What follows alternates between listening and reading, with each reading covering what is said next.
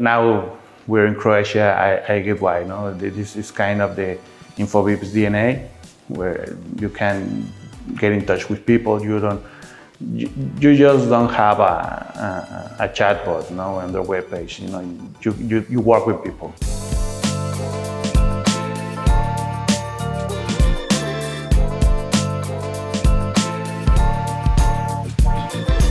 Hi, I'm Iglesias. I come from OPIT. We are a firm based in Mexico City. We are mainly focused on consulting services, but end-to-end consulting services from an analyzed problem, developing the solution, implementing them, and then making the following up. So we've been partner of Infobip for like 3 years right now. And we have been able to deploy some projects with you.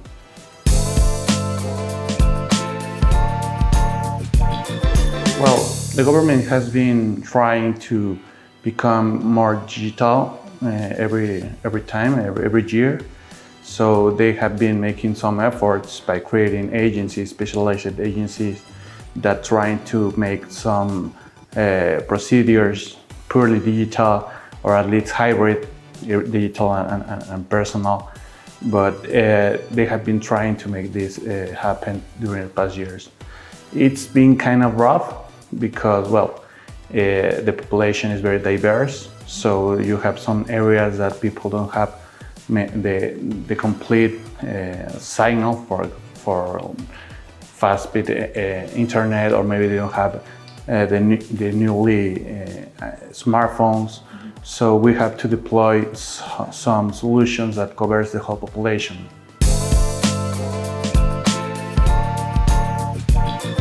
Well, the thing is that the government, well, the Mexico City's agency, tried to deploy some solutions that aim to provide the whole population with some services. In Mexico, WhatsApp is like predominant.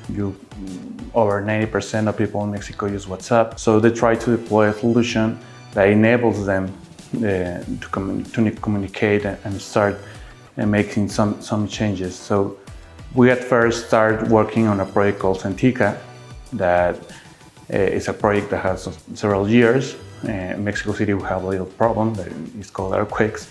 So, well, mainly earthquakes at the center of the country. And Sentica is a program developed by the government that tries to create real-time network response when something happens. So we have a better response, little people die, and we're trying to get better and better. Then we help them with another project called Locatel. Well, at that moment we were like doubting if we should create a separate project or integrate it in one. So we decided to integrate Sentica and Locatel in the same platform. Locatel is a service where you can call or you can get in touch digitally through social networks and now WhatsApp, and you get information. It became like an information hub, information center, where you can call and ask for help. You can even call to ask for the weather is gonna be that day. You can, it's ridiculous, but you can call to ask for the hour. So we develop a contact center where over 80 people is connected all the time, and you start with the chatbot. But if you want to talk to a person to ask some service, you can ask for a doctor, maybe for an emergency. You can ask for a psychology session, for instance. They can move the conversation from chatbot to an operator. We have 3 use cases, well, a lot of more use cases, but 3 main solutions. One is called Sentica, one is called Locatel, and one is the 2FA codes for a SSAO, the system that the Mexico City's government uses, that is called Llave CDMX, or maybe Mexico City's key. That's the translation. So the first one, as I mentioned, Centika is meant to create real-time networks response for natural disasters, aka earthquakes in Mexico City. The second one is called Locatel. Locatel is a complex example because it is an entire ecosystem of itself. Locatel covers several use cases. You can call for information. The solution we deploy includes general information about procedures, but also you can contact a real person to get one-on-one help. And I think the most important one is the government is trying to get online some procedure. You can get your driver's license for a change. They're trying to get more and more permits online, totally online, that you don't even have to be on an office. So they're trying to do that really proactively. And the third one was an integration of the 2FA codes. We send 2FA codes on real time for the single sign-on service in Mexico City. So that one is growing very rapidly. We started with approximately 1,000 codes per day. There are some points that grew to 45,000 messages per day when the kids got in school or when where the people that work in the government has to do some stuff online. So as you can see, the demand can vary from 1,000, 5,000 to maybe 50,000 in a day. Of course, from Monday to Friday, the traffic is higher because people is working, and maybe Sunday the traffic goes down very fast. So those are the three main use cases we integrated right now.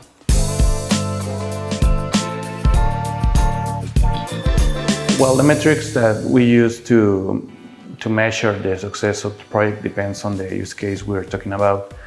Because, for instance, in Tika maybe we don't send any message during the year, but it has to be 24/7 in case something happens. So in Centika, we measure the success whenever there's a national drill or whenever there's an earthquake.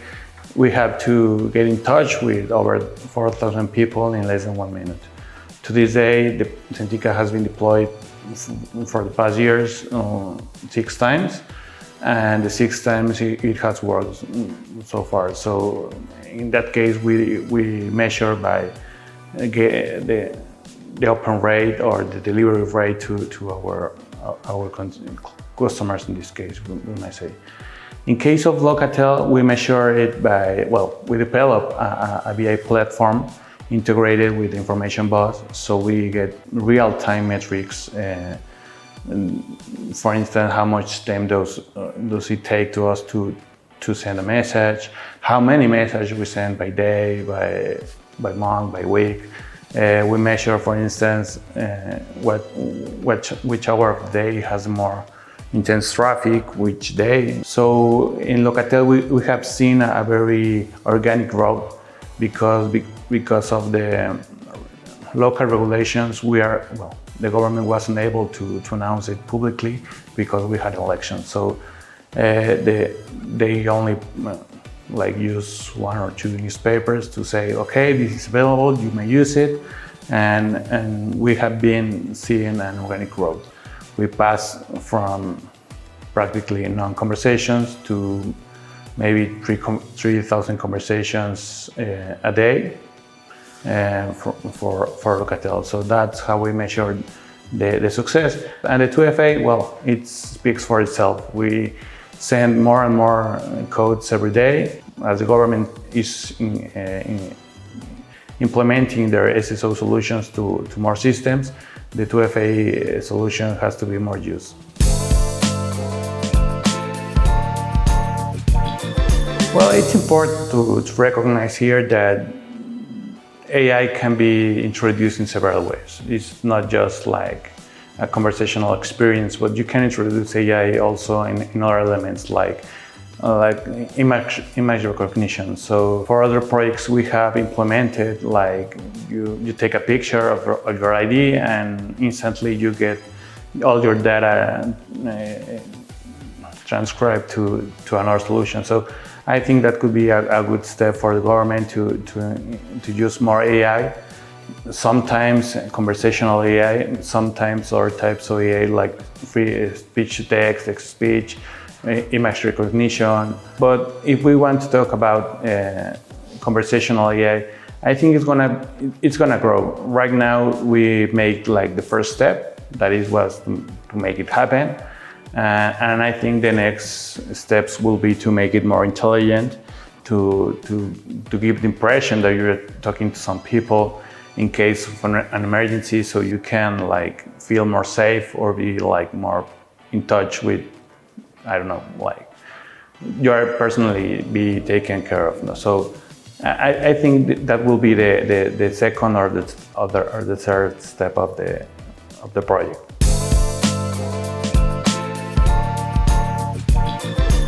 To be realistic, not all the permits can be, you can get all the permits online. So there's some stuff you gotta go to an office and review with specialists. If you wanna build a skyscraper, you have to get the data to them and review them. So I think that for next years, the government will try to get more and more information online. So it will try to create more chatbots as well. Maybe cover more communication channels. WhatsApp is is big in Mexico, but maybe we can integrate voice, chatbot voice with chatbots, or maybe integrate in-app chat service. They have an app of their own. So maybe they're going to incorporate more and more channels. But I think the main course of action will be to integrate more information to the platform.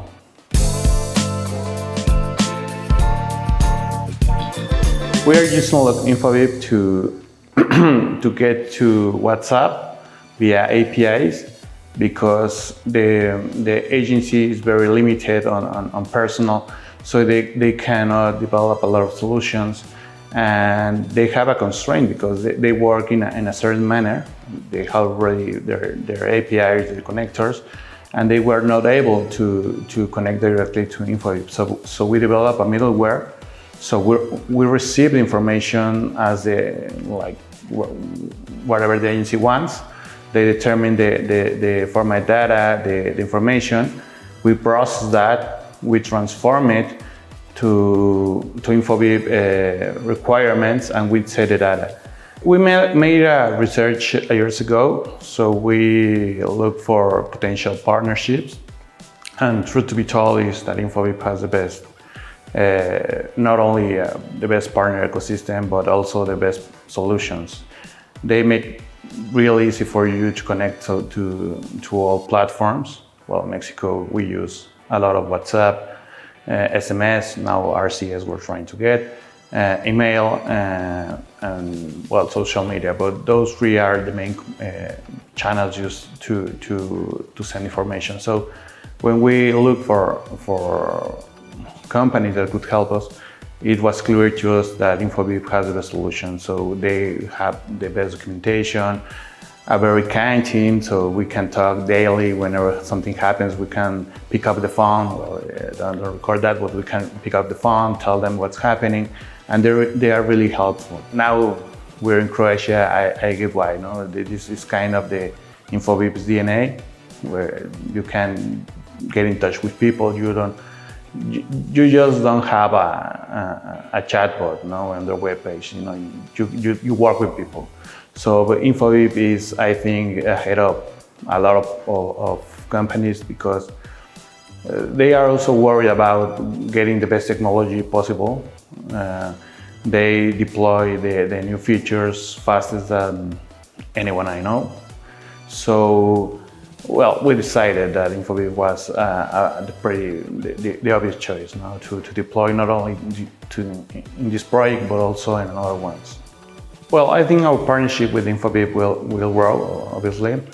I think we will focus on getting like certifications. We want to be a certified partner so we can help each other on other projects. We want to like specialize in maybe in, of course, government projects, but we want to get also in financial sector.